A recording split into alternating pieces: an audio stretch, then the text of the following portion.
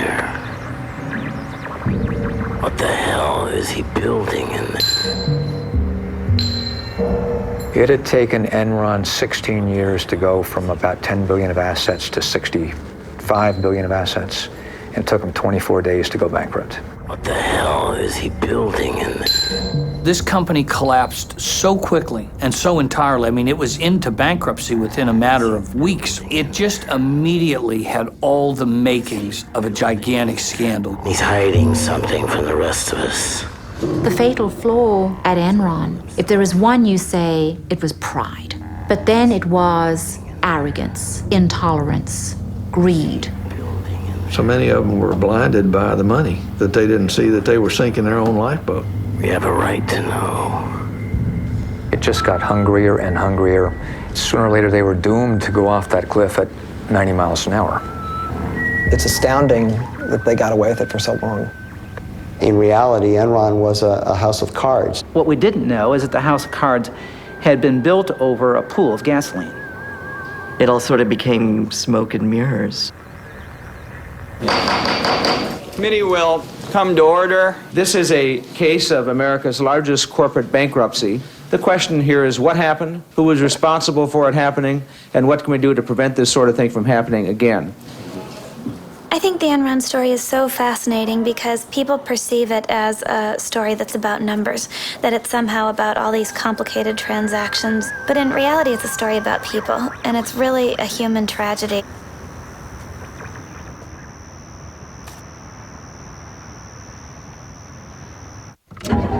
Mama may have, Papa may have, but God bless the child that's got his own, that's got his own. Yes, the strong gets more, while the weak ones fade. Empty pockets don't ever make the grade. Mama may have, Papa may have, but God bless the child that's got his own, that's got his own. Money, you got lots of friends crowding round the door. When you're gone and spending ends. On this date at 2:23 a.m., Sugarland Police discovered John C. Baxter located inside his vehicle with an apparent gunshot wound to the head. At this time, it has been a suicide note located. Sort of, can you give us any indication whether this was related to Enron's bankruptcy? We do know that he was an Enron employee, but as far as any other indications of why he committed suicide, no, we do not.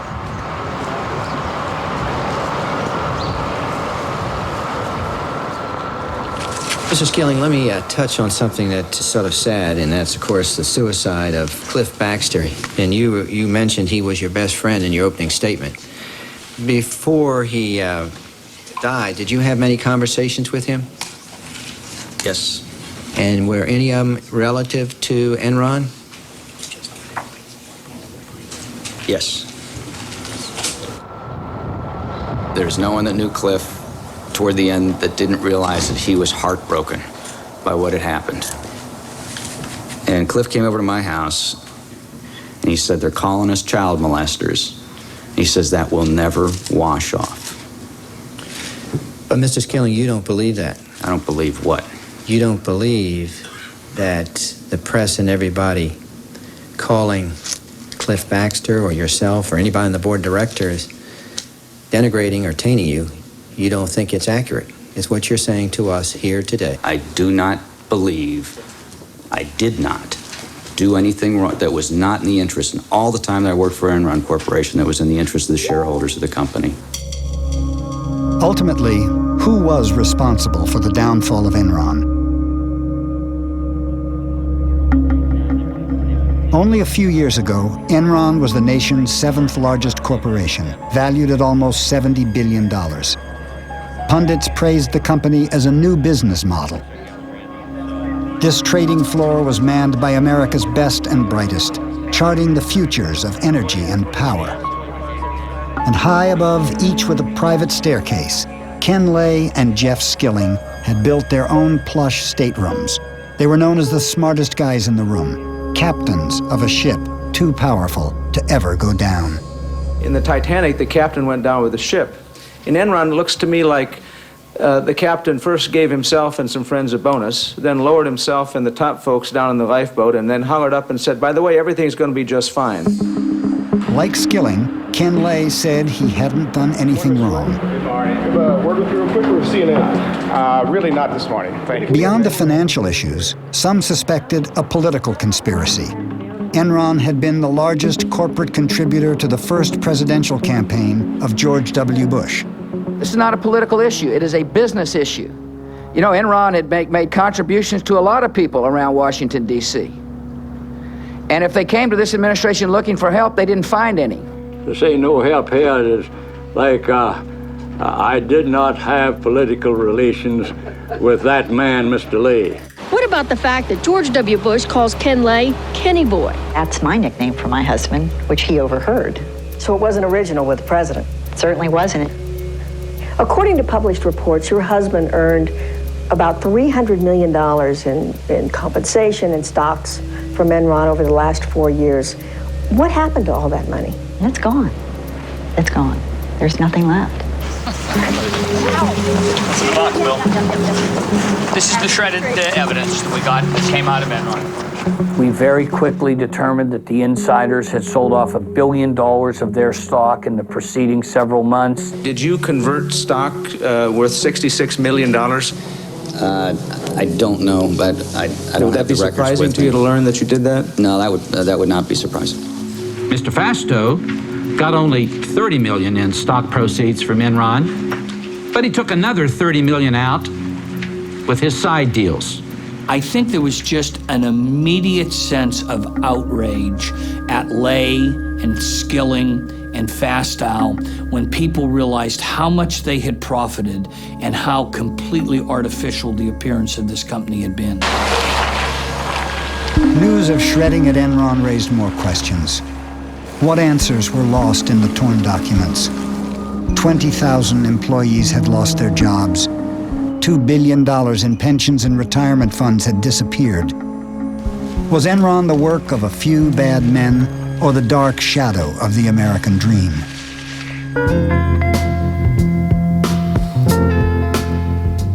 Lay comes to the story of Enron from very humble roots. My father was a Baptist minister, and he was ordained a Baptist minister while I was very young, probably 2 or 3 years old. Ken Lay was a Baptist preacher's son in a family that had been poor all its life. And he, throughout his life, worked several jobs as a kid, and clearly had in mind that things could be better and wanted things to be better and had a huge ambition to make wealth for himself. He told a story later about sitting on a tractor, dreaming about the world of business and how different it could be from the way things were for him and his family. Lay was a PhD in economics, and he became very early on a real apostle for deregulation. He was way ahead of the curve on this. He was thinking about energy markets that would be deregulated, and in particular, a natural gas industry that was shackled by regulation. And he pushed aggressively in Washington to change all of that. Who could ever reach me was the son of a preacher man. In Washington, Lay became part of a new crusade to liberate businessmen from the rules and regulations of government. Government is not the solution to our problem. Government is the problem. The societies which have achieved the most spectacular, broad-based economic progress in the shortest period of time are not the most tightly controlled, not necessarily the biggest in size, or the wealthiest in natural resources. No, what unites them all is their willingness to believe in the magic of the marketplace. That old black magic has me in its spell. The magic power of deregulation pushed Ken Lay to found Enron in 1985. Through a merger of vast networks of natural gas pipelines, Lay thought Enron would be poised to take advantage of the government's decision to let gas prices float with the currents of the market. Ken Lay had a view of deregulation from the standpoint of all the money that he thought could be made. Ken Lay wasn't alone. A couple of Texas oilmen shared his views on how to get government out of the energy business. I think they could sort of understand each other. It was, professional courtesy between a sidewinder and a timber rental snake. Lay was closer to the father, but while he was governor of Texas, George W. Bush was only too happy to make phone calls for Ken Lay. This absolutely has no precedent. This is by far and away the most important major relationship of a presidential family with a single corporation in American history. When Rich Kinder, one of Enron's executives, left the company, Lay arranged for a video Valentine. Rich, I've been asked to think of one thing I could say to you on your departure from Enron, and it'd be this. Don't leave Texas. Well, Rich, you have been fantastic to the Bush family. I don't think anybody did more than you did to support George. And of course, at this stage in my life, and Barbara's too, that's what really matters, your family and your friends. Early on, George Bush Sr. helped secure billions in government subsidies for Enron International, and he helped promote Lay as deregulation's ambassador at large. Enron is a company that deals with everyone with absolute integrity. We want people to leave a transaction with Enron thinking that they've been dealt with in the highest possible way as far as integrity and truthfulness. He always wrapped himself in the cloak of moral rectitude. But there was one episode early on that raised questions about whether he was actually walking the walk. This was the Enron oil scandal, also known as the Valhalla scandal. While you were at Arthur Andersen, were you involved in an investigation at a company called Enron Oil? Yes, I was. The issue with the company in 1987 involved the misappropriation of monies by two traders. In 1987, two oil traders made bets for Enron on whether the price of oil would rise or fall. Oil trading is like gambling. Sometimes you win, sometimes you lose. But Enron Oil always seemed to win, much to Ken Lay's delight. I tried to explain to Ken Lay the tremendous risk that you have in that market. You can lose 10 times your original investment. A veteran trader, Mike Muckleroy, was suspicious of Enron Oil's steady, high profits. Well, this oil trading business had profits that nobody could really understand, and in fact that many of Ken Lay's lieutenants questioned. They said this business can't be making this much money legitimately. Something weird is going on. Something weird was going on. The first hint came from an anonymous tip about the president of the company, Louis Bourget. Bourget had taken some $3+ million of corporate funds and put it in a personal account of his. There were offshore accounts, phony books, and a trail that led from the company's treasurer, Tom Mastroeni, to a mysterious Lebanese speculator no one could find, M. Yass. What name did you suspect that was? My ass, and M. Smart. I said, that's Maxwell Smart. I mean, these guys are playing games. Bourget and Mastroeni were summoned to Houston. First, they presented falsified bank records to Enron. Then they admitted they had diverted company profits to personal accounts. It was brought to the attention of the Enron board. Auditors were brought in as well to look at the whole thing. At the board meeting, the auditors told Lay that Bourget and his traders were manipulating earnings, destroying daily trading records, and probably gambling way beyond their limits. The next day, we found out that Lay's decision was to basically change nothing as far as the operation's concerned, and the reason he gave was that this was the only part of the combined company that was making any money, and that he could not, kill the golden goose. The traders weren't fired or even disciplined. Instead, Enron sent a telex to Bourget. Please keep making us millions. Instead of reducing Enron's risk, Lay encouraged his traders to gamble more.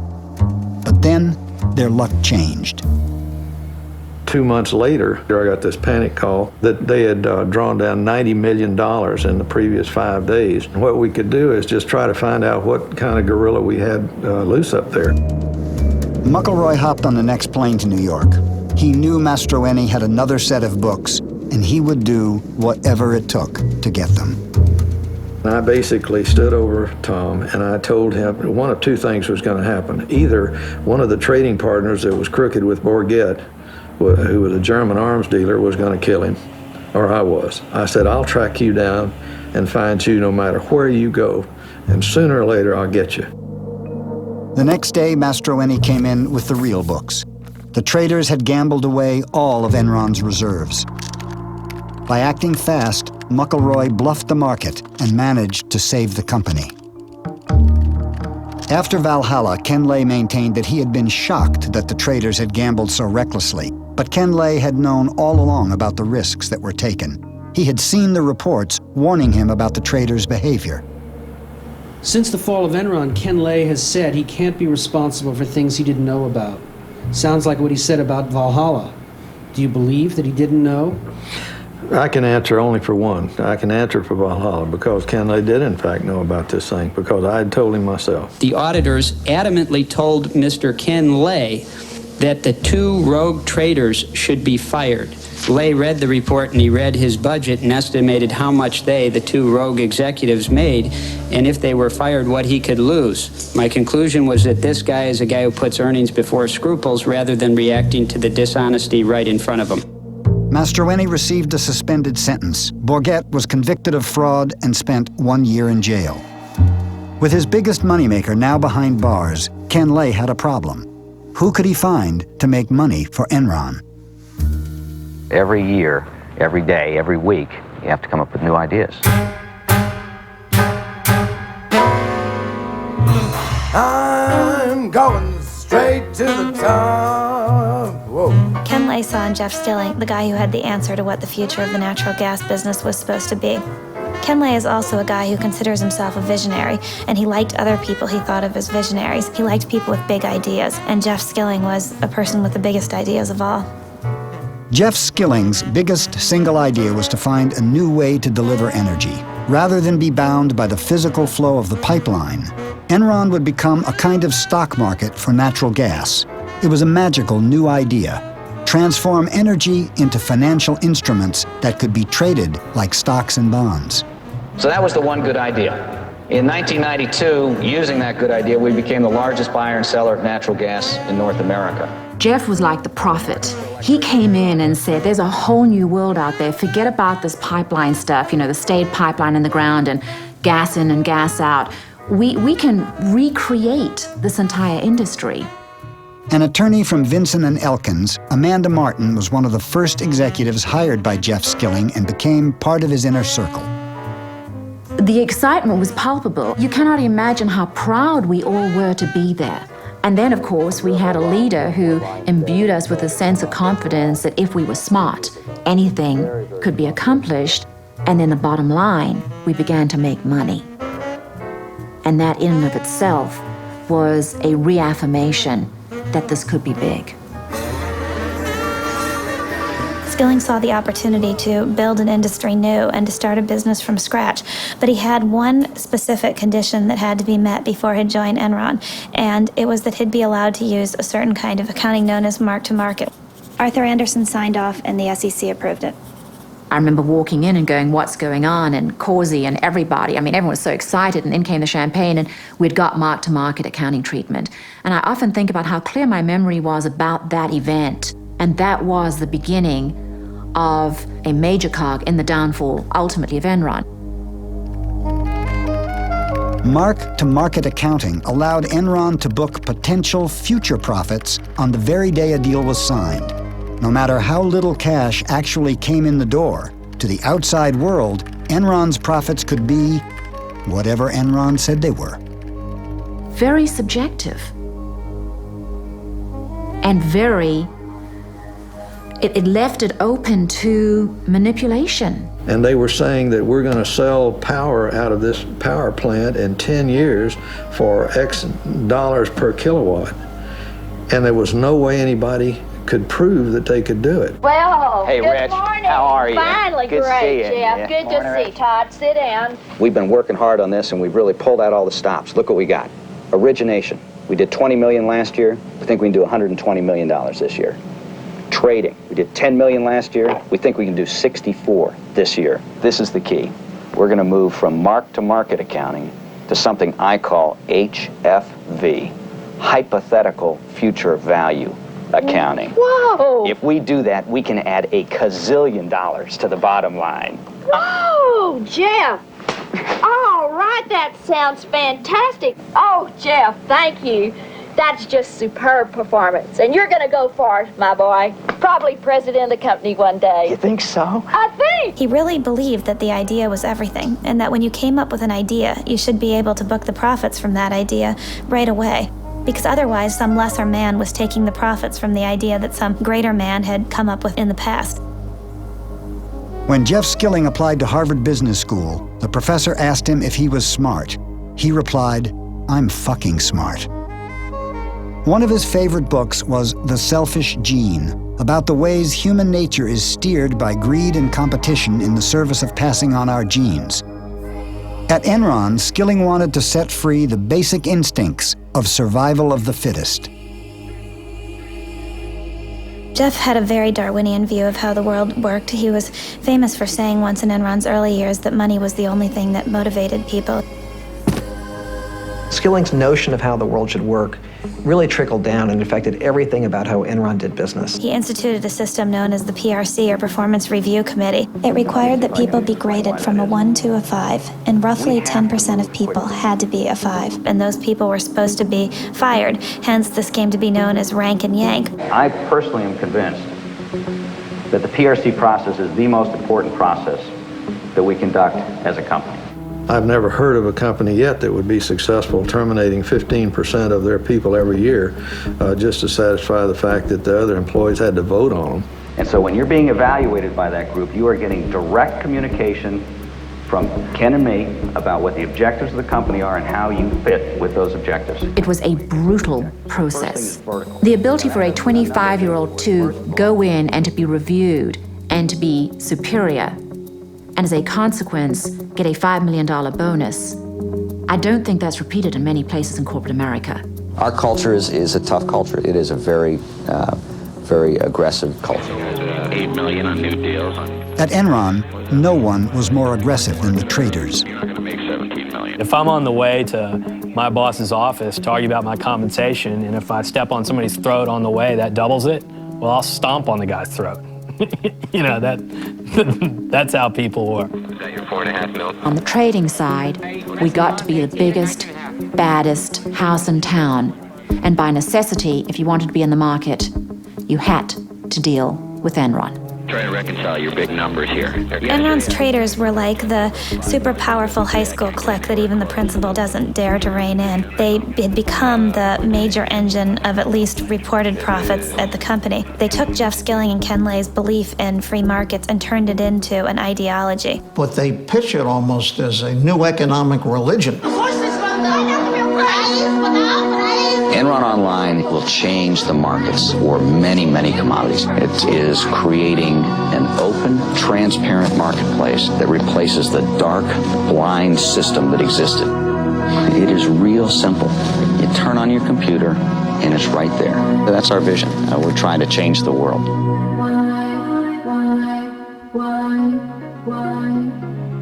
I think Jeff Skilling had a desperate need to believe that Enron was a success. I think he identified with Enron. He proclaimed at one point, "I am Enron."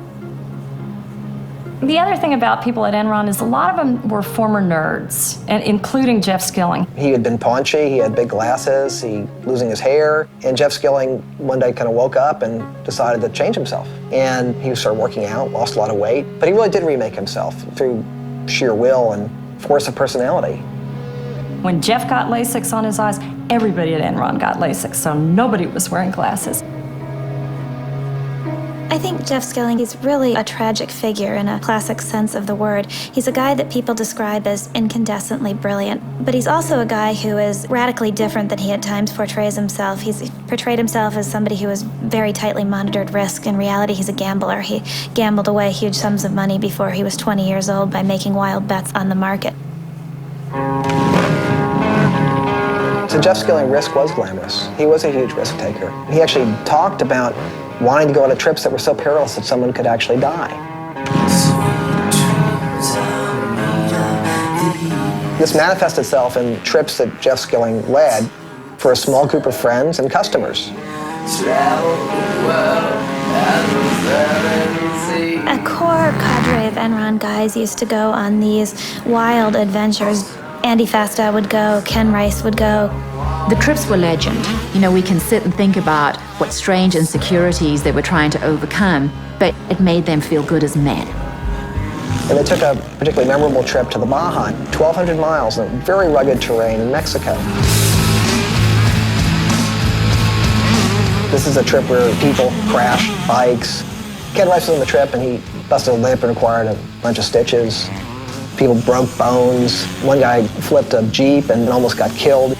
Those sorts of stories at Enron became legend, and it fed the whole macho culture of the place.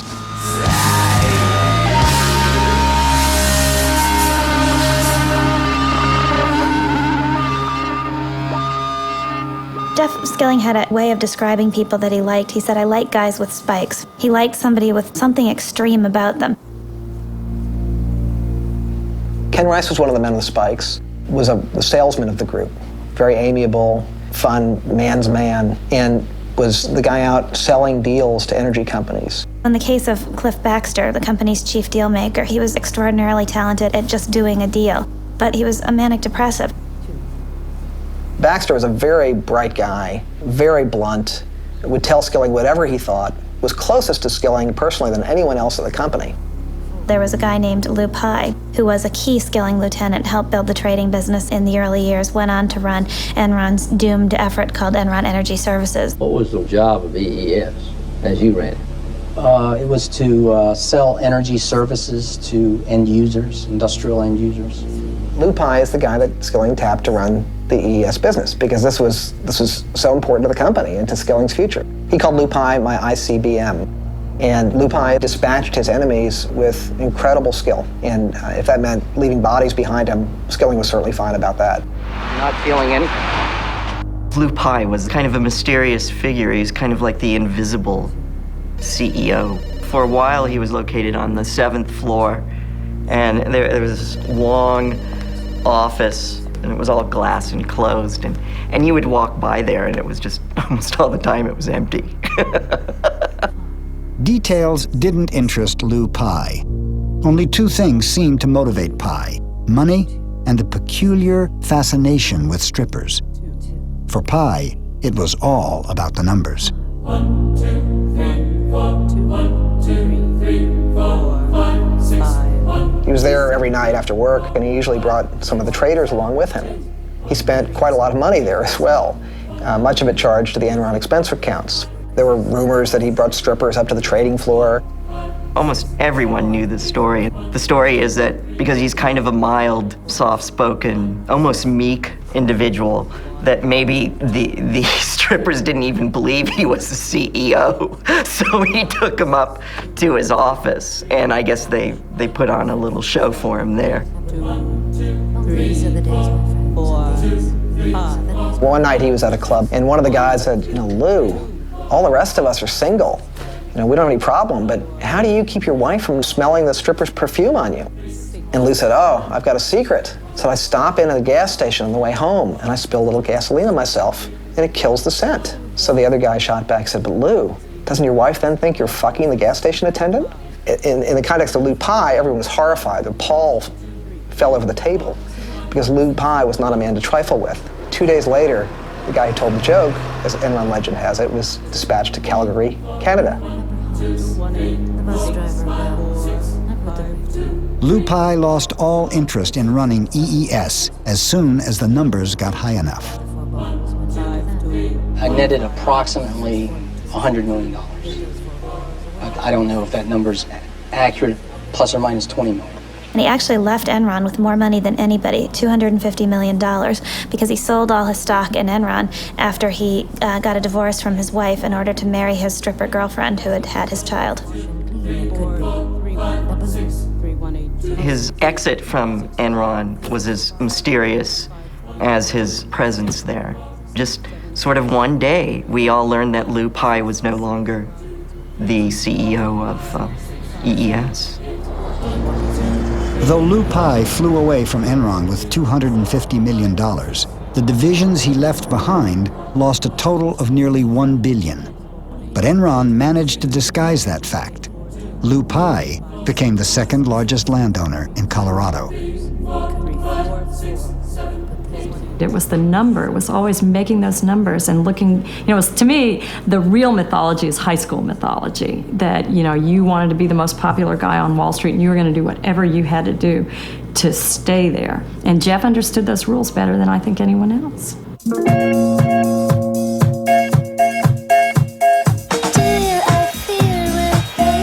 Americans are making a lot of money in stocks. The stock market soared to near record highs yesterday. The stock market continued its bull run Thursday. The Dow rose at nearly 61 points. Even the person with very little disposable income all of a sudden began to play in the stock market because nobody could fail, because stock prices were just going up and up and up. Another day, another record. And the internet and technology stocks just going wild. Gained more than 100 points to close at 7,895.81, the highest finish ever.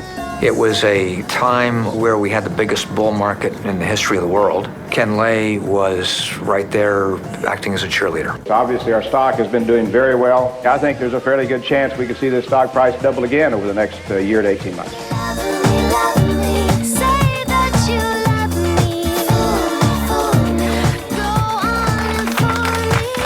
Enron mounted a campaign to capture the hearts and minds of stock analysts. The natural gas stocks include Enron. We're never satisfied, and I don't want us to ever be satisfied with the stock price. It should always be higher. Enron posted a 30% jump in second quarter profits as web-based trading boosted its wholesale energy business. The game was played on Wall Street in such an established way throughout the 1990s. As long as a company met or exceeded the analyst projections for quarterly earnings per share, the stock went higher. The game was called pump and dump. Top execs would push the stock price up and then cash in their multi-million-dollar options. People at Enron got paid in large part through stock. Everyone had a huge stake in seeing the stock price go up. And it was driven very clearly by the profits every single quarter. They were exceedingly conscious of that. Skilling was, and everyone else in the company was. They posted the stock price on the elevator. You were surrounded by the health of the company. What's the stock price doing? We were consumed by it. This company was fixated on its stock price and fixated on a massive public relations campaign to convince the investment community that they were new, different, innovative, almost heralding a new era of corporate enterprise. Come work for us! We encourage our people to do new things, try new things, experiment, step out. We begin by attracting the kind of people that are more comfortable in an environment of change. You know when you work for Enron, you're going to see the newest thinking. You're going to see the newest markets opening up. Enron Online, a fabulous, fabulous story. Probably put on. They were so good at their acting that they convinced corporate America that they were smarter than anyone else. Alan, with our sincere thanks and admiration, we are pleased and indeed honored to award you the Enron Prize for Distinguished Public Service. Power business continues to grow up 25%. They continued to sell the company as being a very stable place where it could predictably increase profits 10 to 15% a year. In fact, to get to those numbers, Enron was doing all sorts of questionable things, taking enormous risks. We like risk because you make money by taking risk. Gotta take time to do new things. Can't be trapped, gotta move. Do what you wanna do. Who to tell you not to? By all accounts, Enron was soaring. Be afraid no matter who you are, no matter who you be. But in reality, profits weren't going up. They were headed in the opposite direction. Enron had vast natural gas operations all over the world. They had cost billions to build, and most were performing terribly. But in other places in the world, in India, great quarter and great year in India. Phase 1 of the bowl is in operation, generating power. Phase 2 is financed and is under construction. My experience indicated there were certain places that you assiduously stayed away from, and one of them, as an example, was India. They built this power plant in India. Nobody else would do that at the time. They were terrified of investing in India. Enron did it, and did it in a big way. But Enron had failed to see something basic. India couldn't afford to pay for the power Enron's plant produced. Now, Dabhol is a ruin. Though it lost $1 billion on the project, Enron paid out multi-million-dollar bonuses to executives based on imaginary profits that never arrived. Where was the real money going to come from? Of course, the pressure was enormous. You had to come up with the next idea that would break through. Failure was not an option. A flurry of buyouts in the corporate world. The biggest, Enron, announcing a buyout of Portland General. The merger with PGE put Enron in the electricity business, and Portland General's position on the West Coast gave Enron access to the newly deregulated market of California. The merger, we think, it uniquely positions us to ultimately become the largest marketer of electricity and natural gas at both the wholesale and retail level nationwide. What brought all this on was with deregulation, they said that we would not survive unless we joined forces. Enron, I'd never heard of them until they were going to buy us. They slid in here, and when they purchased PGE, all the PGE stock became Enron. Just went through, stamped every one of them. I looked around me, and all the guys that were buying all this Enron, they were doubling their money. And that whole time since then, I put the maximum I could into my 401 and savings. Portland General, again, good earnings and cash flow. It's what they call in Wall Street a trust me story. People that had been gas pipeline workers that for decades kept all their money in the company because they thought it was as traditional and safe an investment as it had always been, and it wasn't anything close to that. Should we invest all of our 401k in Enron stock? Absolutely. Don't you guys agree?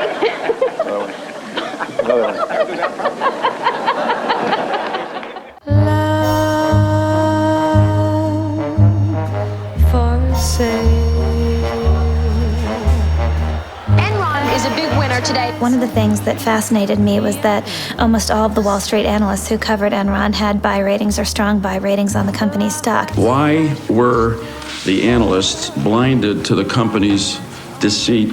We relied on the information that was available at the time. I trusted the integrity of the company's certified financial statements and the representations of the company's management. And we've been absolutely upfront with the analysts. Jeff Skilling was the critical component in creating the Enron illusion.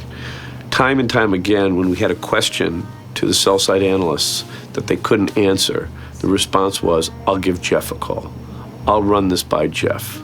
By giving Jeff a call, the analysts weren't analyzing at all. They were willing to believe virtually anything Enron told them.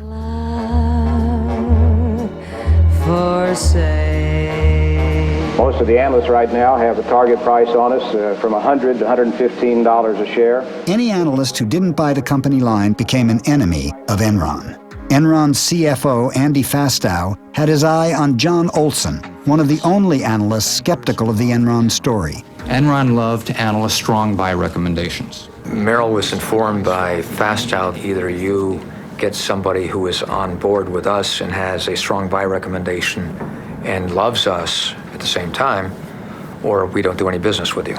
I knew that my days were numbered. This is an abuse. Merrill Lynch fired John Olson. Soon after, Fastow rewarded the bank with 2 investment banking jobs worth $50 million. Analysts were routinely getting large bonuses from the investment banking departments to bring in investment banking deals. Once that happens, never was heard a discouraging word. While Enron's stock kept rising, its businesses kept losing money. Looking at the soaring stocks of the dot-coms, Skilling decided to take Enron into cyberspace.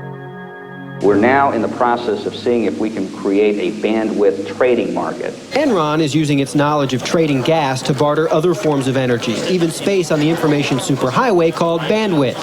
Ken Rice has worked at Enron for 20 years. Enron has found a way to stay ahead of the curve. From 7 p.m. to 7 a.m., we're paying for bandwidth that we are not using. Why? One of our themes around here is to always be asking why. Why something's done a certain way or why it's not done a different way. There's our market.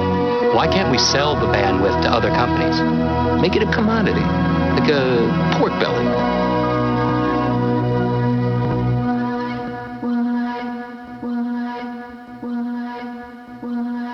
Just last week, Enron captivated Wall Street with its bold move into broadband, teaming up with Blockbuster to deliver movies on demand. It was like being at a religious cult meeting. People started jumping up from their seats with their cell phones and their Blackberries, running out to the halls to call their bosses. One analyst summed up his recommendation to investors in one word: wow. Enron's stock soared 34% in 2 days. And you can tell from the response in the stock market that They like the strategy. It makes sense. They announced that they had developed the technology. It would be in test markets by the end of the year. And the technology works. The quality is great, and the customers liked it, so we've made a lot of progress.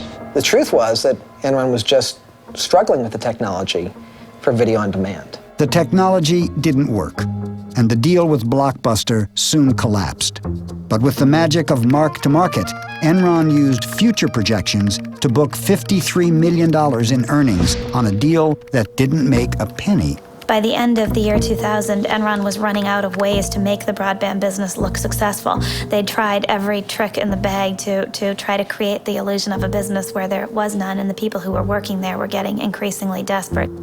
The executives started selling their stock. By Enron's collapse, Ken Rice had sold $53 million. Ken Lay had sold $300 million. Cliff Baxter, $35 million. Jeff Skilling, $200 million. As the fraud is perpetuated, all the various lies and artifices begin to convince the ringmaster, if you will, himself, that it's this own bizarre reality. And in fact, the fraud is the reality. The perception is the reality. And as long as you can keep the perception going on, it really isn't a fraud. You spoke about bandwidth trading. What about weather options or futures? How is that market developing? Yeah, we have a market in weather. When Enron announced its latest plan to trade weather, people wondered whether it was good science or science fiction. Did the weather guys get punished here if the weather is wrong? I mean, they're predicting. Do you have any whip marks on your back there, Mike? Well, unfortunately, that's a good call. Jeff, as time went on, had a harder time admitting things were wrong. And I have to believe that, you know, when the lights went out at night, he knew what was coming.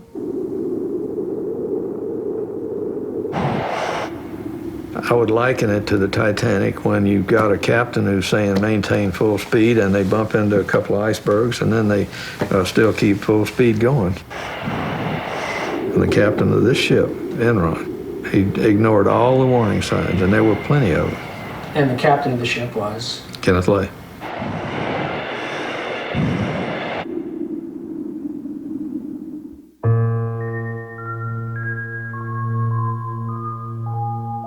It was one of the bloodiest days in Wall Street history. Shares plummeted 31%. Tech stocks led Friday's fierce sell-off. This is really a great wake-up call. Millions of nervous investors following the huge drop on Friday. The Dow Jones... Enron was especially a big deal by the end of the year 2000 because by then most internet companies had already begun to fall and everybody on Wall Street was looking for the next big thing. And here you had Enron, which appeared to be this shining star of a new economy company. Its stock price went up 90% in the year 2000 and had gone up over 50% the year before that. It was an it stock on Wall Street, one of those companies that can seemingly do no wrong. We were the poster child for the new economy. We had this culture that had a lot of focus on reminding us how good we were. And as that culture emerged, then we get to Fortune magazine telling us we were the most innovative corporation in America. Then we really began to feel good about ourselves. Well, you all did it again. Enron was just recently chosen again for the 6th year in a row in the most admired company survey by Fortune magazine as the most innovative company in America. Well deserved, well deserved. The sales pitch still sounded good, but one investor saw something in Enron's numbers that the stock analysts had missed. By and large, the analysts admitted to us in person it's a black box. You have to take it on faith. Who knows where the earnings come from? They just pop out, and all we know is they're always good. And I kept pointing out, well, yeah, isn't that the whole point of if it's a black box and it's there to fool you, the numbers are always going to be good until they're not. I'm not a beat reporter, so I would have had no reason to look at Enron, but Jim Chanos mentioned to me that I should take a closer look at Enron's financial statements, and it wasn't clear from Enron's financial statements that there was fraud here, but what was clear is that something didn't add up. In March 2001, Bethany McLean, a reporter with Fortune magazine, first raised questions about Enron's financial condition. She asked a simple question in the article that no one could seem to answer. How exactly does Enron make its money? You got very upset at her, didn't you? I very specifically remember the telephone conversation that I had with the Fortune reporter. She called up and started asking some very, very specific questions about accounting treatment on things. I am not an accountant, and I could not answer them. He became really, really agitated. He said that people who raised questions like this were just trying to throw rocks at the company, and that I was not ethical because I hadn't done enough homework. And if I had done enough homework, I would understand how off-base my questions were. Mr. Skilling, it appears as if you were trying to bully someone who was asking very basic questions about Enron. I said to her, I have got 6 minutes left before I have to be in a meeting, and I can't get into the details, and I'm not an accountant. And she said, well, that's fine, we're going to do the article anyway. And I said, if you do that, I personally think that's unethical. And the next day, our chief financial officer and our chief accounting officer flew to New York at Enron's expense to sit down, not with the editors, but to sit down with the reporter on that story and help her understand the questions that she was asking. And the next day, we sat in the small, dark, windowless conference room for about 3 hours going through the various aspects of the company's business. And I'll never forget this. When the interview was over, the other two executives packed up their things and had left the room. And Andy Fastow turned around and looked at my editor and me and said, I don't care what you write about the company, just don't make me look bad. And Fastow had good reasons for not wanting to look bad. There were these partnerships that were run by Andy Fastow that were doing business with Enron, and these were disclosed in the company's financial statements, but I didn't mention them in the story I wrote because I thought, well, the accountants and the board of directors have said that this is okay, so I must be crazy to think there's anything wrong with this. The story I ran was actually pretty meek. The title was, Is Enron Overpriced? But in the end, I couldn't prove that it was anything more than an overvalued stock, and I was probably too naive to suspect that it was anything more than that. And was her article critical? Yes, it was. Fortune magazine article that's out, the headline is Enron stock overvalued? The gist of the article is that Enron is sort of a black box, which, sorry, it's true. I mean, it's just difficult for us to show people the specifics of how money flows through, particularly the wholesale business. The entire reason that this analysis was done by Fortune magazine is because Business Week had a favorable article about Enron the week before. And there's this competition that the news magazines have, where one says something good, the other one has to come and find something bad. So I think that was kind of the genesis of it. So the criticism, I think, is kind of ridiculous. When Bethany McLean at Fortune started analyzing cash flows, and she had this wonderful article saying, take a look at first quarter, second quarter, third quarter, and end of year cash flows. There's a reason she didn't invest in Enron, because the financials didn't make sense. But you have to be willing to say that the emperor doesn't have any clothes, and this emperor was pretty powerful. We are going to unveil this morning a new corporate vision. Okay, you ready? 1, 2, 3. How's this? It's really hard to know when Enron first crossed the line into outright fraud, but there isn't any doubt about who the guy was who led them there. It was a protege of Jeff Skilling's by the name of Andy Fastow.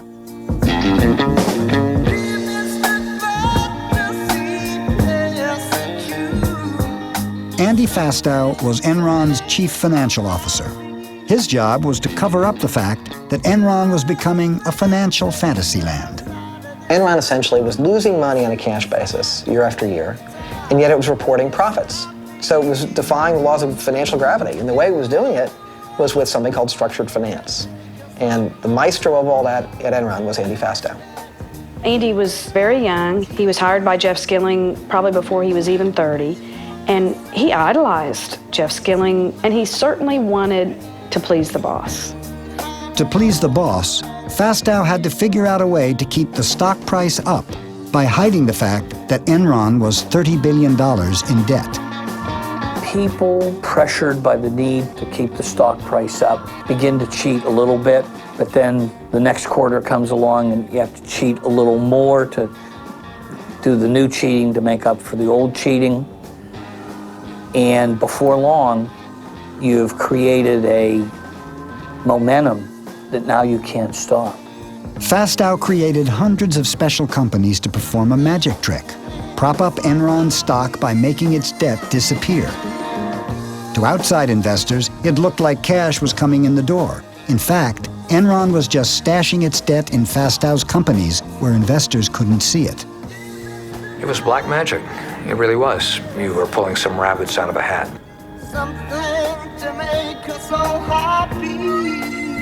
They could bury debt, they could bury losses. Many of the companies had exotic names: Jedi, Chuko, Raptors. LJM was Fastow's most ambitious creation. It would work magic for Enron, and it would allow Fastow to conjure $45 million for himself. Instead of $450 million in equity, we only invested. Andy, in many ways, was someone we all knew didn't have a strong moral compass. It's almost like Jeff Skilling said, okay, we're hitting some troubled times. Let's set up Andy so we can fill the earnings holes when we need to, knowing that Andy would probably skim a little bit off each transaction for himself. There's a body heat kind of angle to this, you know, where Skilling is Kathleen Turner and Andy is William Hurt. You know, in the end, he got suckered into helping all the executives meet their earnings. What I wish, in retrospect, I wish I'd never heard of LJM. Is it your contention that you knew of it and it was appropriate? Arthur Anderson and our lawyers had taken a very hard look at this structure and they believed it was appropriate. But if the theory is that Fastow went rogue somewhere deep in the jungles of Enron and was the sole agent of the apocalypse, I just don't buy it. Skilling, Lay, and the Enron board had signed off on Fastow's LJM funds. They saw the benefits of letting Fastow do deals with himself. It is in Enron's best interest because Enron needs the capital, number one. In a secret videotape that surfaced after the bankruptcy, Fastow can be seen selling LJM to a group of Merrill Lynch bankers. He pitches them on the benefits of investing in a fund that only buys assets from Enron. Remember, I'm not selling the assets to myself. They own the assets, they're selling them to LJM too. Fastow knew what kind of deal he was offering as Enron's CFO. He could guarantee profits for LJM. Yeah, I think this is an extraordinary opportunity. He has a sort of Cheshire cat grin on his face as he talks about all the ways that the fund is going to profit, and he talks about the informational advantages that he's going to have in his dual role as Enron's CFO and as the head of these funds. Special arrangement. There is never any question that I will be on both sides of the transaction. I will always be on the LJM side of the transaction. He was general partner of LJM while at the same time being CFO of Enron. Now that's a whole nother ball of wax when you want to talk about that conflict of interest, because no human being should be put in a situation where every single transaction they decide whether they're looking after Enron's best interests or their limited partners, because this LJM partnership existed solely to do business with Enron. As you would expect, Andy is chief financial officer of Enron, is heavily banked, so to speak. And as a result, there are 5 or 6 of the name brand banks who have stepped up and said they'll commit to this. Commit they did, and why not? Fastow was letting them gamble with Enron's chips. Fastow was using Enron stock as collateral for a lot of these things. They were betting their own company on the transactions. With a prospect of returns that would exceed 2,000%, 96 individual bankers invested in LJM, and America's major banks put up as much as $25 million each. It's sort of a who's who of Wall Street. J.P. Morgan Chase, CS First Boston, Citibank, Merrill Lynch, Deutsche Bank. These are some of the premier investment banks in the world. It's hard for us to poke holes in this. Good. It's just amazing how skilled Enron and Andy Fastow were at working Wall Street, playing on Wall Street's greed in order to get money out of them. To quote Lenin, they were the investment bankers' useful idiots.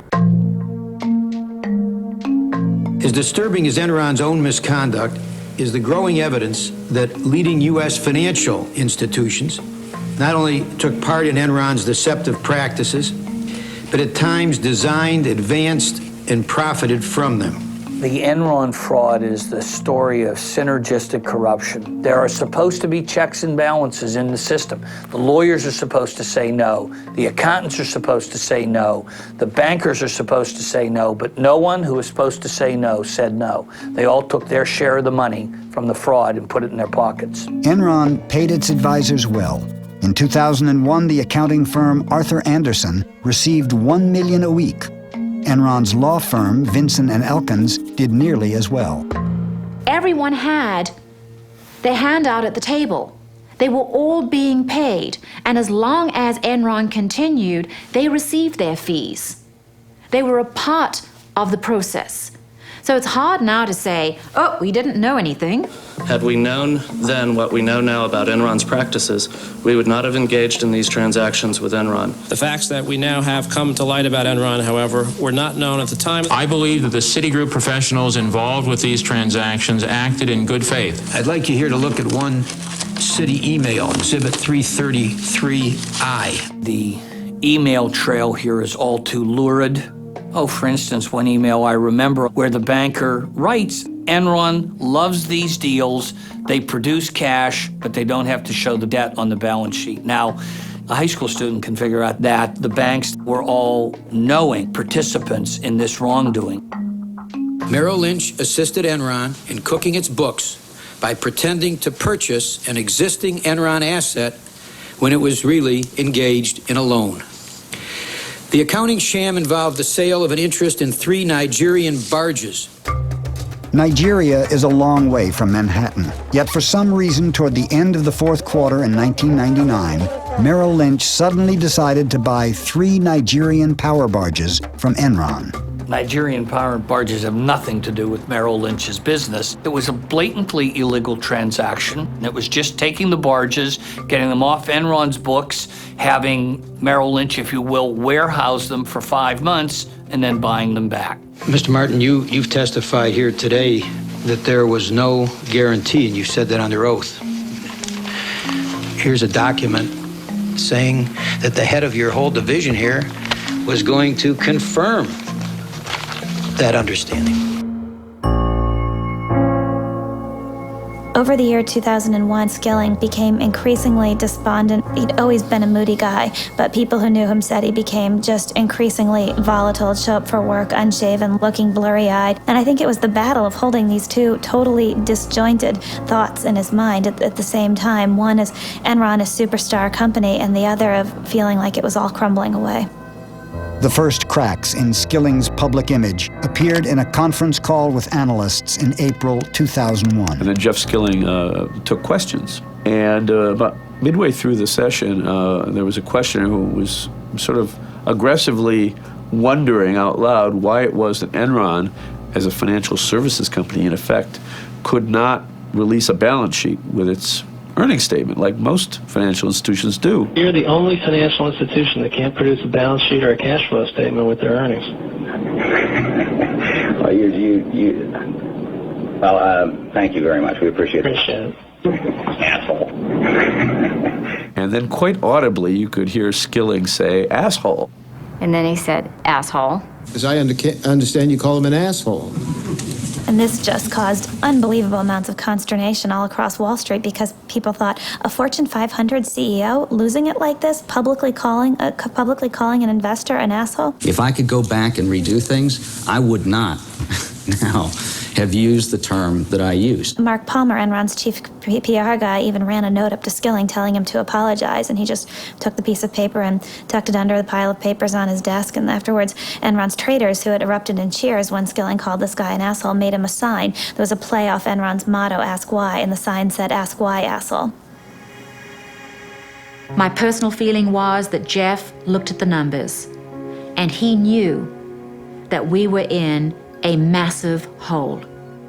It was the only time, but I saw him truly, truly worried about keeping the stock price up. And he just kept saying to me, I don't know what the hell I'm going to do. The broadband business was in complete meltdown. And there were all sorts of other problems that Jeff Skilling, as the company's chief operating officer, was wrestling with. In the middle of all of this, Ken Lay walks into Jeff Skilling's office holding up fabric swatches for the new G5 $45 million corporate jet he wanted to buy. And he said to Jeff, asked him a very important question, which of these cabin configurations do you like best, Jeff? While Ken Lay was stressing over the corporate jet, EES was headed for a crash landing. Facing $500 million in losses, Lou Pye's top lieutenant Tom White wondered how EES could show a profit by the end of the quarter. One of the things that was always a strange occurrence at Enron was for weeks before a quarterly report, we would be under the impression that we weren't going to make our numbers. But then somehow miraculously, we always made the numbers and then some. But then a question was asked to Tom White, how is it that we made the numbers? And his answer was one word, California.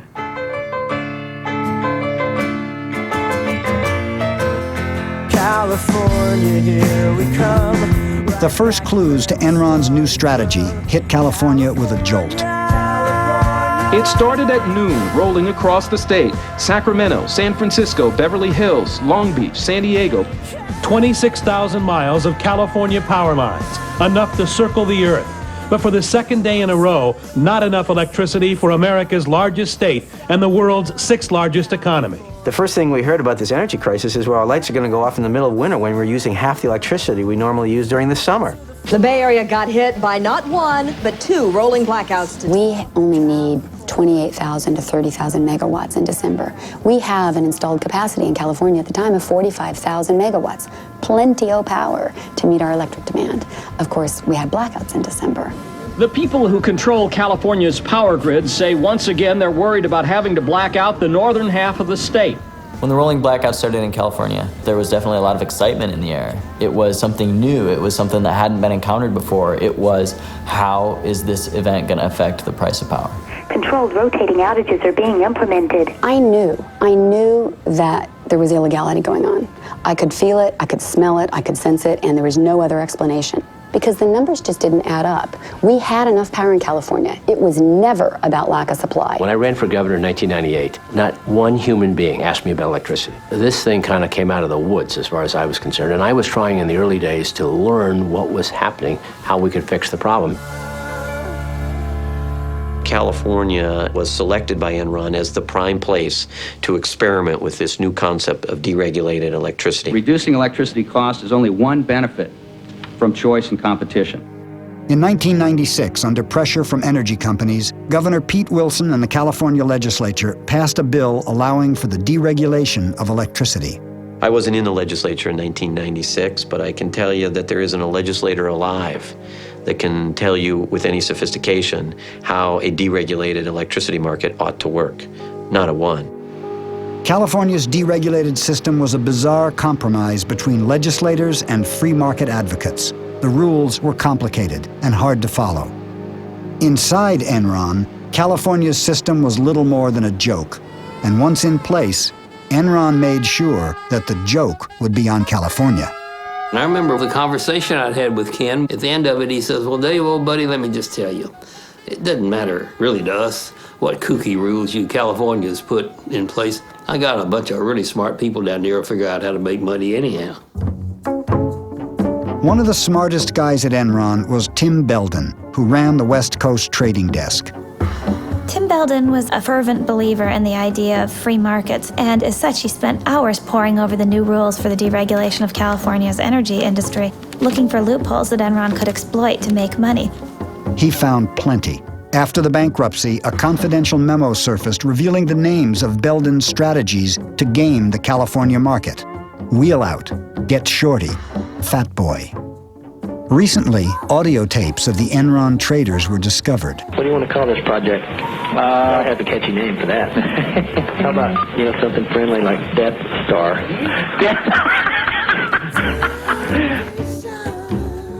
The tapes revealed Enron's contempt for any values except one, making money. Hey, John, it's Tim. The regulatory is all in a big concern about is we're wheeling power out of California. He just steals money from California to the tune of $1 million. Can we rephrase that? Okay. He arbitrages the California market to the tune of $1 million or $2 a day. Right.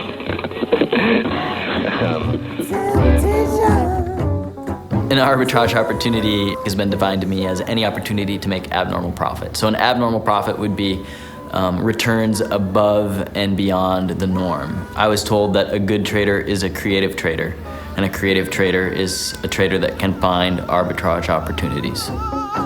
One of those opportunities was called Ricochet. I'll see you guys. I'm taking mine to the desert. In the midst of the energy shortages, Enron traders started to export power out of the state. When prices soared, they brought it back in. So we fucking export like a motherfucker. You're getting rich. Trying to.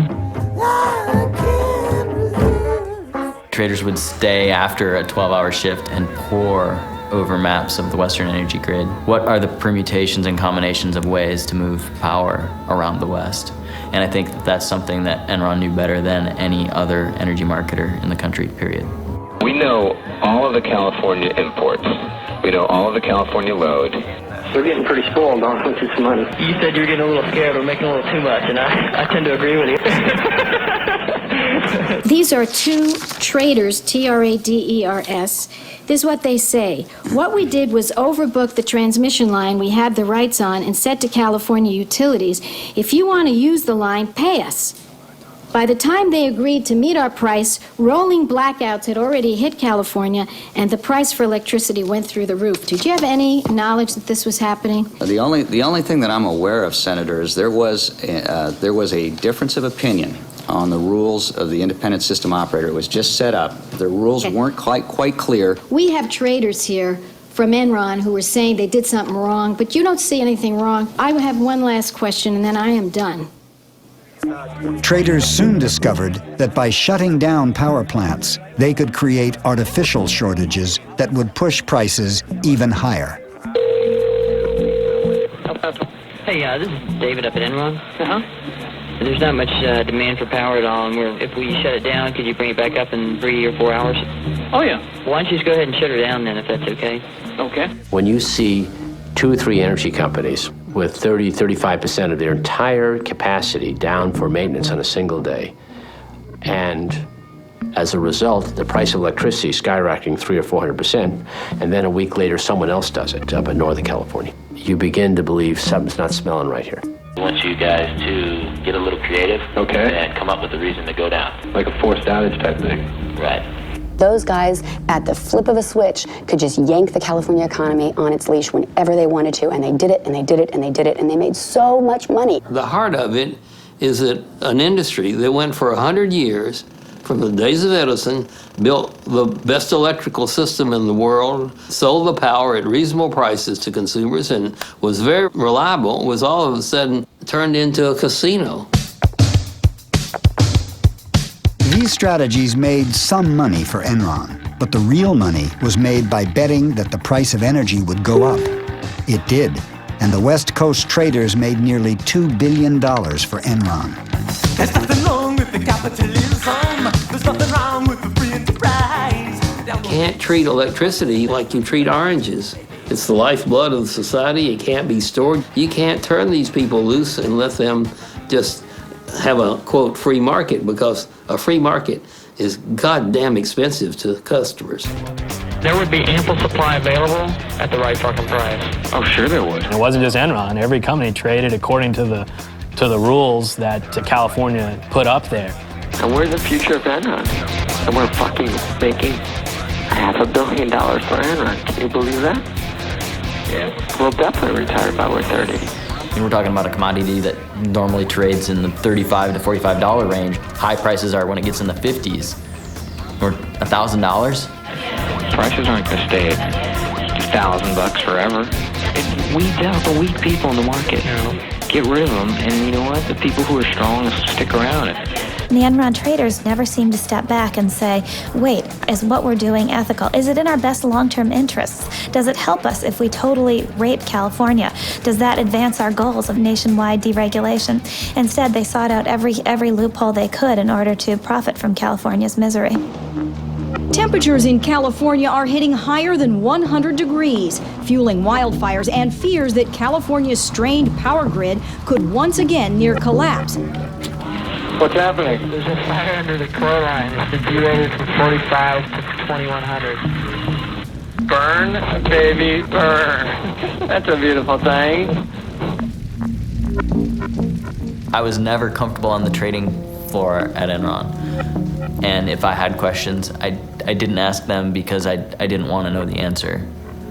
I didn't want confirmed what what I suspected might be true.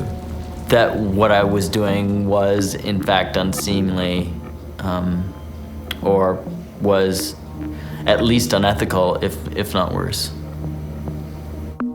Why did the traders do what they did? Was it their multi-million-dollar bonuses? Or had Enron found a way to exploit the darker side of human behavior? In the early 60s, Stanley Milgram tried to figure out what characteristics there were of evil people. Was there an evil strain, or could normal people do really bad things? And so he set up this experiment. In the experiment, he had an actor playing an experimental subject and a real experimental subject. You want to step right in here, learner, and have a seat there? They went into this room, and he had an experimenter say, we're going to see if mild electric shocks will help people memorize lists. Incorrect. You'll now get a shock of 75 volts. Oh. Soft hair. He kind of did some yelling in there. The Milgram experiment has a lot to say about Enron, because I think people lost their sense of morality. Like Milgram, once you accepted the idea that behaving inhumanely was okay, you could do anything. And the shocks increased with the number of mistakes that they made. I can't stand the pain. Let me out of here. You can't stand it. I'm not going to kill that man, eh? The subject, the real subject, is begging the scientist-looking person to stop too, and the scientist only says, the experiment requires that you continue. Please continue. Go on, please. You accept all the responsibility? The responsibility is mine, correct. Please go on. In a way, Skilling was almost like the guy telling those people below him that it was okay to up the power. 420 volts. California's electric utilities may have to pull the plug on millions of customers.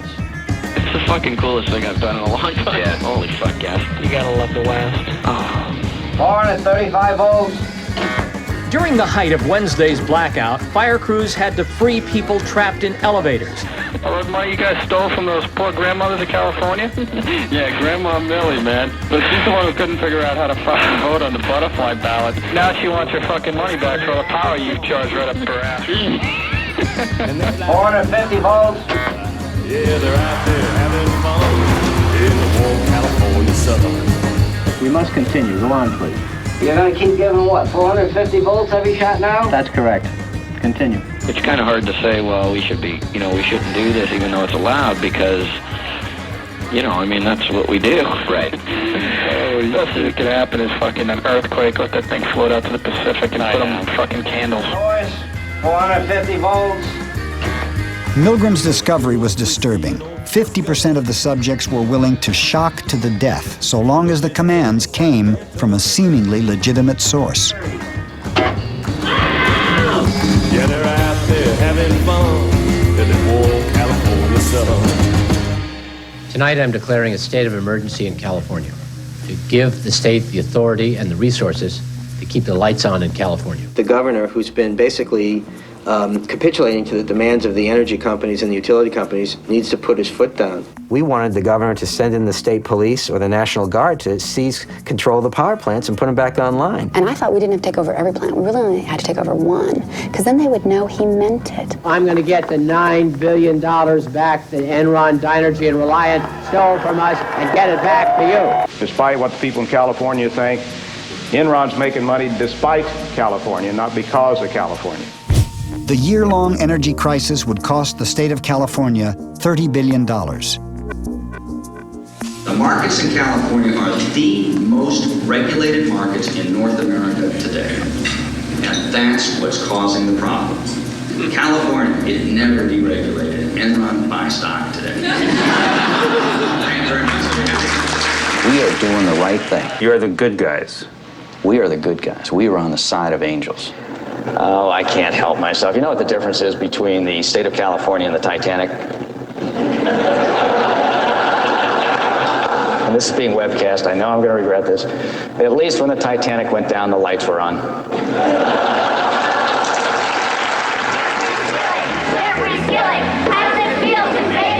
A top executive at one of America's biggest power companies received a raucous welcome in San Francisco tonight. Protesters heckled Enron CEO Jeffrey Skilling outside and inside during his appearance at the Commonwealth Club. One of the protesters even brought a blueberry pie and delivered it herself. $132 million is what he we made. We have a 50% hike in utility rates. Consumers in California are angry, and they should be. And if we had anything to do with this, then we are the stupidest people in the world. I work for an organization. Every day people call saying they can't pay their electricity bill.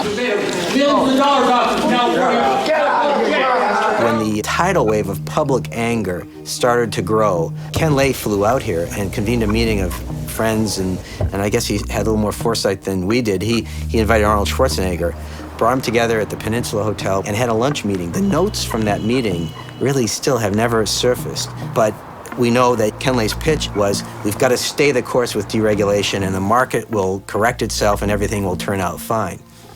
Now, at the time, we didn't understand really why he was so concerned, but now we do. The fact is that Ken Lay was out here because he understood that Enron itself was a house of cards, and if deregulation were to collapse, that Enron itself would collapse.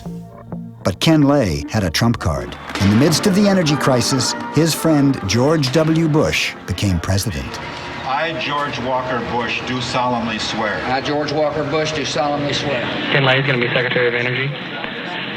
Get out of here. No. How great would that be for all the players in the market? It'd be great. I'd love to see Ken Lay be Secretary of Energy. Ken Lay did have easy access to the Bush administration. On April 17th, he met with Vice President Dick Cheney and strongly argued against the imposition of federal price caps in California.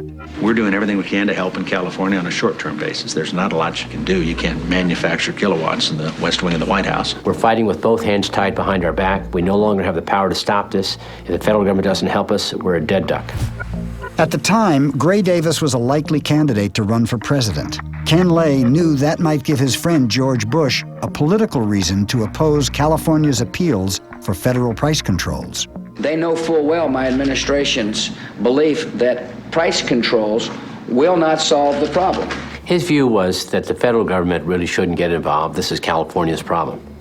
And I'm saying, with all due respect, Mr. President, our law said the federal government regulates this. So it is your problem. And you make appointments to the Federal Energy Regulatory Commission. So we had a polite but spirited discussion on that. And he says, I just can't be of help to you on that. As I said from the very beginning of my administration, we'll work to help California in any way we can. And the best way we can is to be good citizens. FERC, the federal agency which regulates energy in America, refused to intervene. What was FERC doing, and why was it not taking action? The chairman of FERC was Pat Wood, the man Ken Lay had personally recommended for the job. It was easy for FERC to do Enron's bidding because all they had to do was do nothing, which they did very well. Federal regulators are being pressured to act by the now Democratic-controlled Senate, where hearings... A Democratic Senate forced FERC to impose regional price caps. That ended the energy crisis, but not the political one. Did Ken Lay and George Bush have a political agenda to blame the energy crisis on Gray Davis? Hello? It's one of those only in California stories. The state's unpopular governor, Gray Davis, beset by an ailing economy and a $38 billion budget deficit, faces possible recall. And rumored as a possible replacement for Davis, movie star Arnold Schwarzenegger. The Terminator? We'll see whether he's back or not. Gray Davis has terminated opportunities, and now it's time we terminate Gray Davis.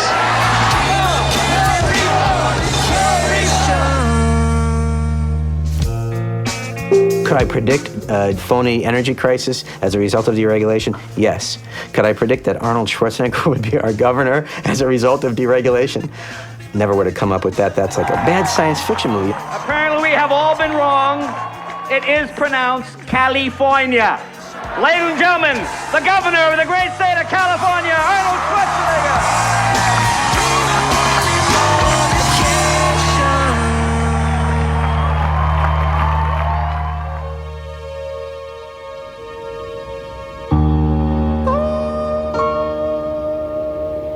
We could just hear rumbles all the way up and down Main Street here and all throughout the city that things were very difficult at Enron. One guy who a year before had come to me and said, I'm working for Enron, I was very excited, but within a year was waking up every night with nightmares. I've got no life left, and I feel like I'm being consumed by this company. As doubts began to surface about the company and the erratic behavior of its CEO, Enron's stock began to fall. I remember one of the most poignant meetings I'd ever had with Jeff. I had left Enron, and I had come over to talk about whether or not I would return to Enron. I said, Jeff, you've got a real problem. The traders, they will cut your throat if they think it will get them to the trough sooner. Jeff was silent. And he looked out the window, and he looked back at me and he said, yeah, Amanda, you're most likely right. By the end, the traders ran Enron. You know, the inmates had taken over the asylum. All through the summer, the stock continued to decline. There was a buzz that a major announcement was going to take place, but we all thought that Ken Lay was leaving Enron and that he had been asked by the Bush administration to join his administration. But that wasn't the case at all. It was Jeff Skilling announcing that he was stepping down as a CEO, and that took everyone by surprise. No one could believe that. CEOs generally don't just resign out of the blue without a well-orchestrated PR campaign beforehand to pave the way so there's no disruption, there's no questions, there's no front-page stories, which of course is exactly what happened. It was at that point that I knew the architect of the disaster knows that it's crumbling and the rat is leaving the sinking ship. 2 days later, I met with him and Ken Lay, because I had informed the company that I was going to downgrade the stock on Skilling's resignation. I asked Jeff Skilling, are there any more shoes to drop? Have we seen the worst of it? And I was concerned about the energy crisis that was occurring in California. Well, Skilling convinced me that it was for personal reasons. I left his meeting feeling sort of emotional because of the concern that he seemed to be showing about the relationship he had with his family. He appeared to be distraught. And I remember saying to an investor, if he's not telling the truth, then it's a good thing he quit his day job because he needs to go to Hollywood. I left Enron on August 14, 2001 for personal reasons. Mr. Skilling, a massive earthquake struck Enron right after your departure. And people in far inferior positions to you could see cracks in the walls, feel the tremors, feel the windows rattling. And you want us to believe that you sat there in your office and had no clue that this place was about to collapse. On the day I left, on August 14th, 2001, I believe the company was in strong financial condition. I think he was smart enough, and he didn't even have to be that smart. He had seen documents that I think predicted the future. I think he was smart enough to think, I can get out now and this company isn't going to collapse for a year, maybe a year and a half, so I won't get the blame. It was working fine when I left, guys. After Skilling resigned, Enron's chairman, Ken Lay, took over as CEO.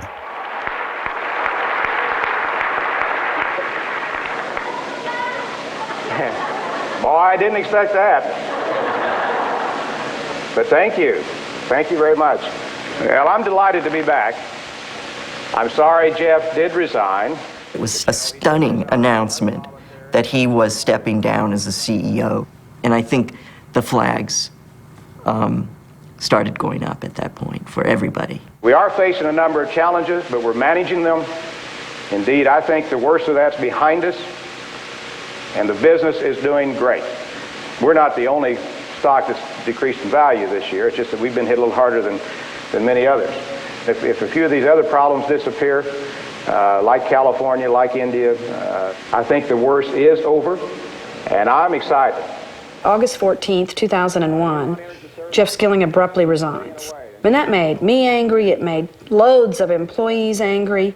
I mean, there was a real sense of betrayal by the employees. I mean, this was, you know, Jim Jones feeding us the Kool-Aid and then deciding not to drink it himself. The day after Skilling resigned, Sharon Watkins sent a letter to Ken Lay. We will begin with Ms. Watkins. I am Sharon Watkins. Would you identify your counsel for the committee? Yes, my counsel is Mr. Philip Hilder. When you hear the story for the first time, it's unbelievable. What Sharon was telling me was more than accounting irregularities as such. I mean, it was a massive fraud of enormous proportions. In mid to late June of 2001, upon the resignation of Cliff Baxter, I went to work directly for Mr. Fastow. It has evolved to the corporate crime of the century. I was highly alarmed by the information I was receiving. What Sharon Watkins discovered began the unraveling of Fastow's complex partnerships. Andy put me in charge of this asset listing, and there were about a dozen assets that had been hedged with one of Andy's entities, the Raptors. And so I was working with a spreadsheet, and the math just didn't add up. It didn't make sense to me. I mean, accounting doesn't get that creative. I couldn't believe that Arthur Andersen had signed off on it. I couldn't believe that so many people were going along. Behind Fastow's partnerships were enormous guarantees of Enron stock. Fastow had gambled Enron's future on the hope that its stock would never fall. My first reaction was that I should warn Kinley. The day after Skilling left, I sent this one-page anonymous letter. But within a week, I was meeting with Kinley. I'd identified myself in the hopes of really making my point that Enron needed to address this situation. I mean, companies rarely get away with cooking the books, but when they do survive, it's when they come clean, not when they're exposed from the outside. Ms. Watkins, I went... Ms. Watkins did not talk to me, Senator. Well, Ms. Watkins said Clifford Baxter told her that he met with you repeatedly to express his concern. Cliff and Andy they didn't like each other. They had a very strained personal relationship, and Cliff's issue had nothing to do with the appropriateness or inappropriateness of the transaction. I'd mentioned Cliff Baxter in these memos. And I remember I made the comment to him, well, you're one of the good guys. You were one of the people fighting against this, and it'll be all right. And he said, oh, I don't think it's going to be all right for any of us involved in this. When I started working on the book with Sharon, I was interested in writing about a whistleblower. People don't really appreciate what she did and the bravery that it took in that company. Andy Fastow would not have put his hands in the Enron candy jar without an explicit or implicit approval to do so by Mr. Skilling. I can't for the life of me see what basis she would have for suggesting that I would know some of that. I mean, how would she know that? And I don't see that it's at all inconsistent that there would be some things I don't know if some people purposely kept me from knowing some things. I felt like I was one lone voice within Enron saying, look, we've committed horrible fraud. And of course, all hell broke loose. Within 6 short weeks, Enron was spinning out of control. Probably in more normal circumstances, I would have had a few more words to say about September the 11th. Just like America's under attack by terrorism, I think we're under attack.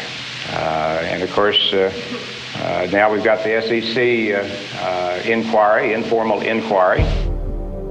The SEC launched an investigation when the Wall Street Journal published articles revealing Fastow's murky deals. Enron announced massive financial restatements. Investors began to worry that billions in mark-to-market profits were really losses.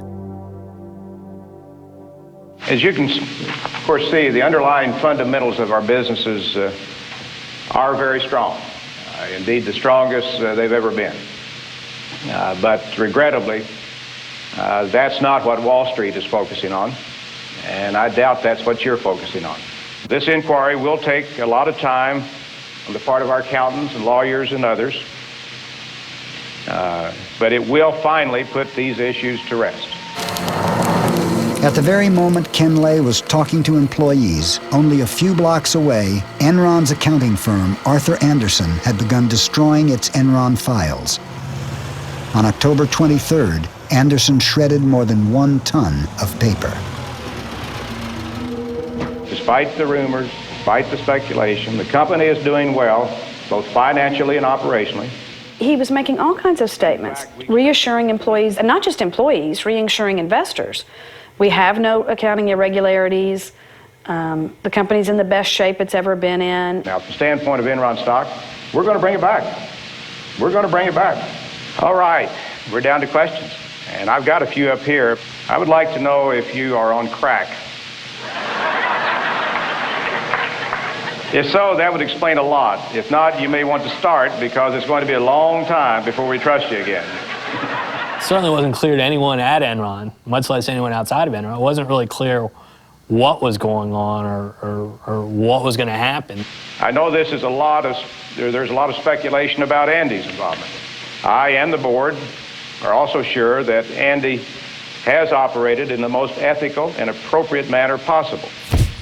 The next day, Andy Fastow was fired when the Enron board discovered that he had made more than $45 million from his LJN partnerships. Question, Mr. Fastow, is how could you believe that your actions were in any way consistent with your fiduciary duties to Enron and its shareholders, or with common sense notions of corporate ethics and propriety?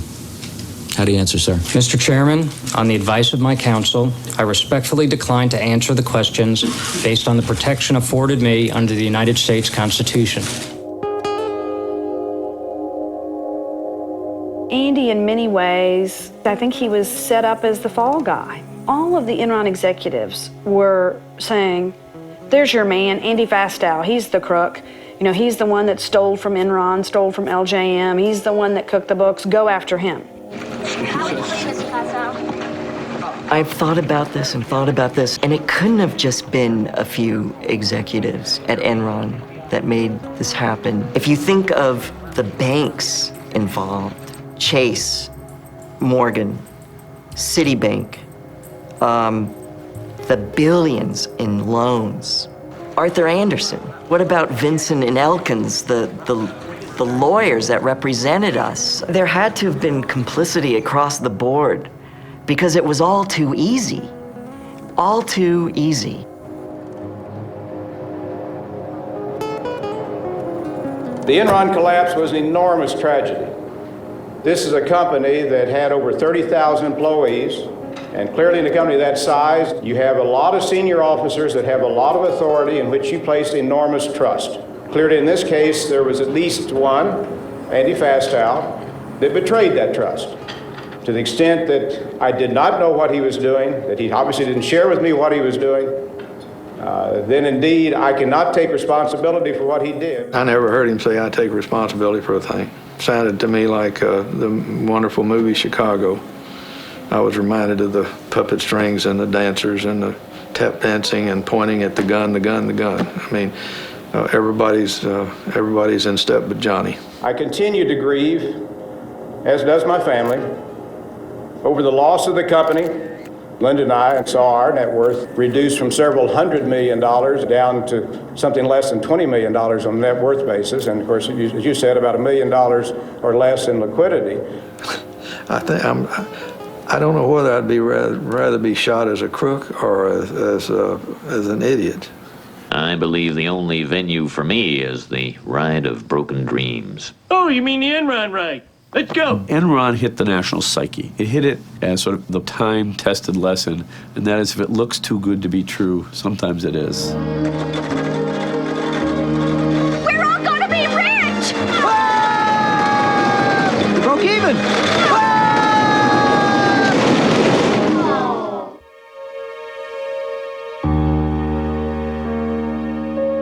It is my belief that Enron's failure was due to a classic run on the bank. Don't look now, but there's something funny going on over there at the bank, George. I've never really seen one, but that's got all the earmarks of being a run.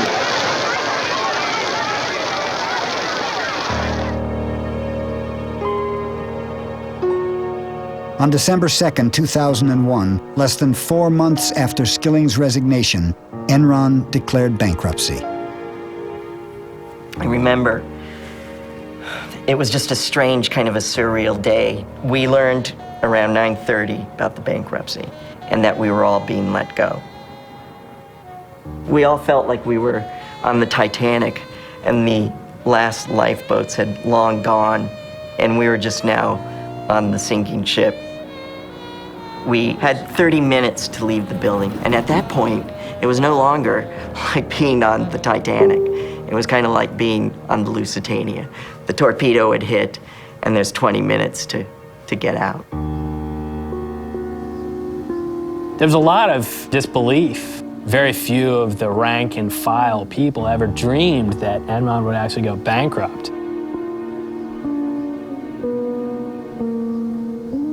And then all of a sudden it was like a ghost town. I can remember going into the old building on certain floors late in the afternoon or evening, and it was scary. There'd be like papers blowing around and nobody there, and it was very eerie.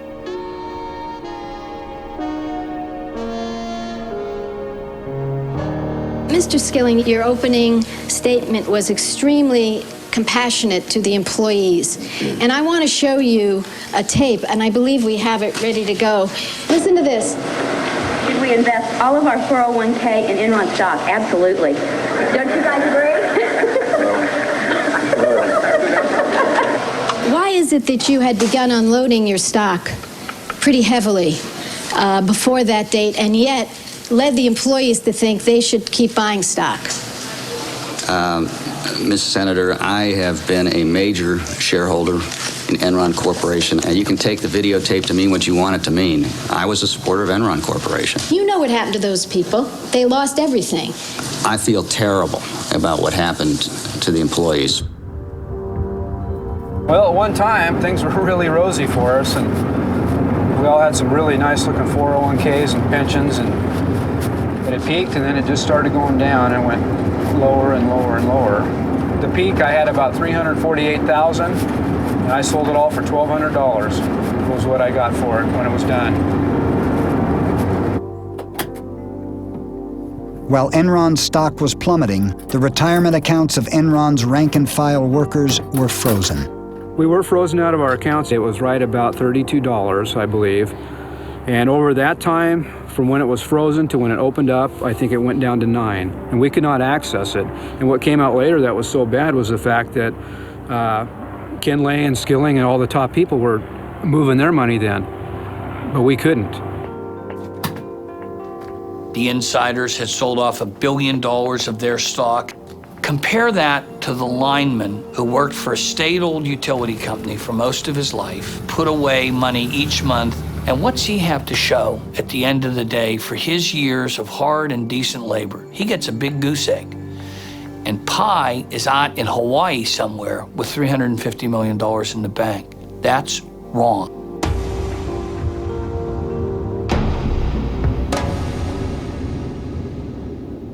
There's still, to this city, a layer of anger and upset. I am still doing counseling 3 years later with some families. With some of those who are most reflective, it's gone to a deeper layer. And they are looking at the corporate culture itself in this country. You know, you can gain the whole world, and all the trinkets and all the trophies of the world, the corner office, and all the perks. And you really can lose your soul in the midst of this. On January 25, 2002, 7 weeks after the Enron bankruptcy, Cliff Baxter committed suicide. With the media hounding him because he was mentioned in my memos, and the fact that he had been sued civilly because he'd cashed in for about $30 million worth of stock, I guess it all came crashing down on it. I think Cliff's suicide note tells it all. You know, where there was once great pride, now there is none. It's very hard for me to talk about Cliff. We were very close for many years. And he was a wonderful, wonderful man. But a lot of who Cliff was tied up in how he had succeeded at Enron. It is hard to look at your life's work and say, it's failed. But you have to take a long, cold look at yourself and say, who was I? Who did I become? And realize that you may have seen your shadow. Andy Fastow pled guilty to conspiracy to commit wire fraud. He agreed to forfeit $23 million in assets. His sentence was reduced to 10 years in exchange for testifying against other Enron executives. Why Enron? Why not WorldCom or Tyco or Global Crossings? Ultimately, in Enron, the fatal flaw was the sense that brains and wiliness could outthink the way that the system eventually will work. In 2004, Jeff Skilling was indicted for insider trading and conspiracy to defraud investors. Pleading innocent, he paid his attorneys a retainer of $23 million to defend him. Enron should not be viewed as an aberration, something that can't happen anywhere else, because it's all about the rationalization that you're not doing anything wrong. We've involved Arthur Andersen, we've involved the lawyers, the bankers know what we're doing. There's a sense, the diffusion of responsibility. Everyone was on the bandwagon, and it can happen again. Enron's accounting firm, Arthur Andersen, was convicted of obstructing justice. With its reputation for honesty destroyed, America's oldest accounting firm fell along with Enron, and 29,000 people lost their jobs. Enron shareholders are suing Enron and its banks for $20 billion. Ken Lay was also indicted for conspiracy to commit fraud. His attorney maintains that no one has been hurt more by the Enron bankruptcy than Ken Lay. Nice of all they could show up this morning. With today's arrest of Ken Lay, the top echelon at Enron has now been called to account for their crimes. Mr. Lay, you have anything to say, sir? Unregulated, Looking at Enron is like looking at the flip side of so much possibility, because like most things that end terribly, it didn't start out that way. It started with a lot of people who thought they were changing the world, and over time they became victims of their own hubris, victims of their own greed, and so it's like taking so much promise and possibility and looking at it in a mirror and seeing the flip side reflected back at you. I think the larger lesson was what Enron asked of its employees, which was ask why. And, you know, I didn't ask myself why enough. I didn't ask managers why enough. I didn't ask my colleagues why enough.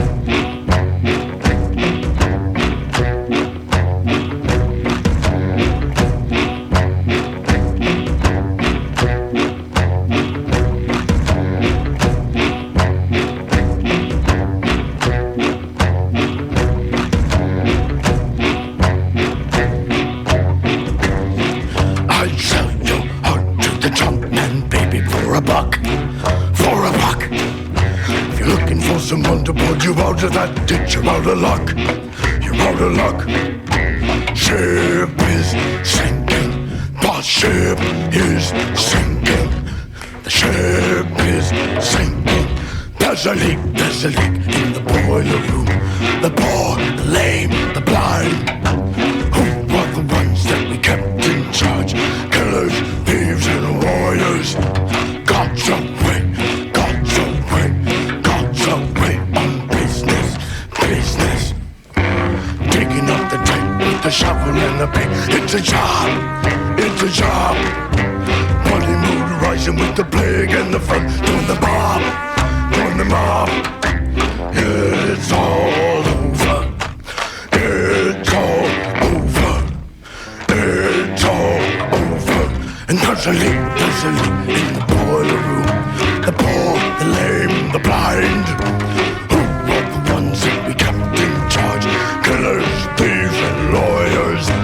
God's away, God's away, God's away on business, business.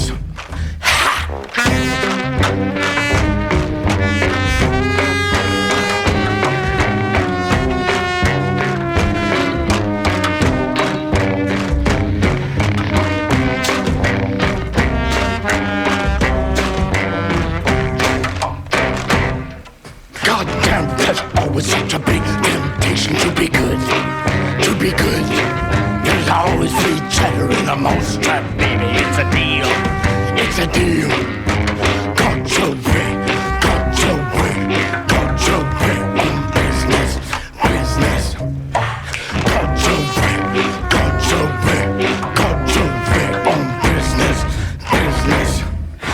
I narrow my eyes like a coin slot, baby, let her ring. Let her ring.